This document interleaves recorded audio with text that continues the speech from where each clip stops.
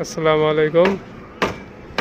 কলম বান্ধা হয়ে গেছে 1 2 3 4 5 6 7 8 9 10 11 12টা কলম কমপ্লিট।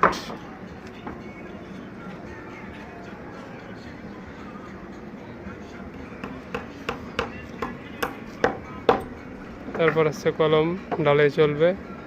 কলমের হাইট হচ্ছে 9 ফিট। ঠিক আছে, ভালো থাকেন। কলম বান্ধা কেমন হয়েছে? এই যে L/4 5 ইঞ্চি বাই 8 ইঞ্চি, মাঝখানে আছে 8 ইঞ্চি, তলে 5 ইঞ্চি, উপরে 5 ইঞ্চি। L/4 কলম বান্ধার নিয়ম আছে L/4-এর। L/3ও দেয়, কিন্তু আমরা দিচ্ছি 4। পুরো কলমে একই লেভেল। ঠিক আছে, সবাই ভালো থাকেন। আল্লাহ হাফেজ।